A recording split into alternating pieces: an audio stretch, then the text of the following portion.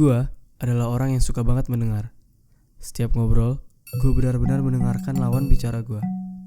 Maksudnya, gue dengan serius memahami situasi dia tanpa gue mikirin kata-kata apa yang harus gue ucapin setelah dia ngomong. Itu definisi mendengar buat gue. Semakin gue mendengar, gue semakin mengerti apa yang gue suka. Ternyata, gue suka belajar dari pengalaman orang. Mengadopsi pengalaman orang, lalu mengimplementasikannya di kehidupan gue.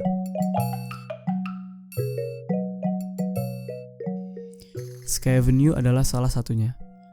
Memang, ini cuma acara musik yang diadakan oleh sekolah gue. Tapi gue bisa jamin, gue mendapat 1000 cerita dari 1000 orang berbeda dalam 8 bulan persiapan. Gak itu aja, setiap mendengar cerita orang, gue selalu mendapatkan hal baru yang dapat gue pelajari. Gue tergila mengeksplor dunia.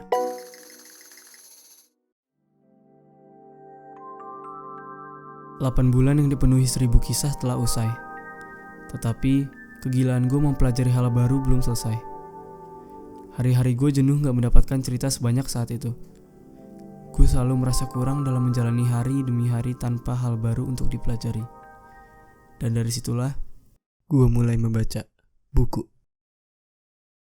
Oke, sekarang gue berangkat dari bagaimana cara ngebuat diri gue suka baca buku. Gue tahu diri gue suka banget sama film Harry Potter. Akhirnya, gue cari buku fiksi yang mirip Harry Potter, yaitu buku karangan Terelie, Bumi, Bulan, Bintang, dan seterusnya yang ternyata gak ada mirip-miripnya sama Harry Potter. Lalu, gue memutuskan buat beli buku Cursed Child-nya Harry Potter. Selesai gue membaca, dan ternyata gue gak semangat lagi buat baca buku. Susah banget. Sampai akhirnya gue gak sengaja nonton Decoding Bill Gates di Netflix. Di situ, Bill Gates bilang kalau dia selalu bawa buku kemanapun dia pergi. Dan dia selalu sitting down for an hour at a time untuk dia mencari ketenangan dengan membaca buku. Setelah nonton itu, semangat baca buku gue tumbuh lagi. Gue mulai membaca buku non-fiksi seperti Rich Dad Poor Dad, The Intelligent Investor, Elon Musk, serta Mahatma Gandhi. Ditambah lagi, gue mengeksplorasi mengenai dunia buku lebih luas dengan mengunjungi salah satu event tahunan, yaitu Big Bad Wolf. Bisa boleh? Kita udah sampai di Big Bad Wolf, best seller ya. Jadi gue legit banget waktu itu, gue pernah ke Gramet nyari buku mindset.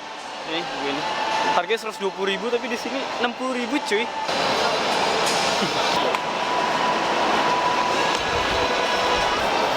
Jadi pernah waktu itu gue beli buku itu Mahatma Gandhi, tebel banget segini.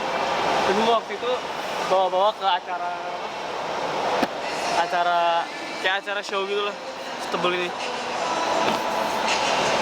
Dari kerepotan gue ngebawa-bawa buku gini ke event-event gitu, disitulah gue beli Kindle. Kindle adalah tablet yang dibuat khusus untuk membaca buku elektronik. Layarnya bukan dari liquid crystal atau LCD seperti HP kalian, tapi layarnya ini terbuat dari electronic ink yang membuat kalian membaca layar Kindle seperti membaca kertas. Harganya lumayan, jadi kalau memutuskan untuk beli, pastiin kalian udah komitmen untuk digunakan. Karena Kindle ini memang cuma bisa dipakai buat baca buku.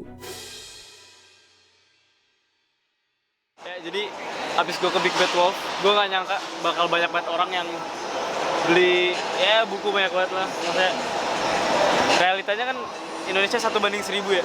Itu artinya jika ada 1000 orang, hanya 1 orang yang membaca buku. Lebih mirisnya lagi adalah gak tentu dari 1000 orang tersebut ada yang membaca buku. Peringkat literasi Indonesia berada di peringkat ke-60 dari 61 negara.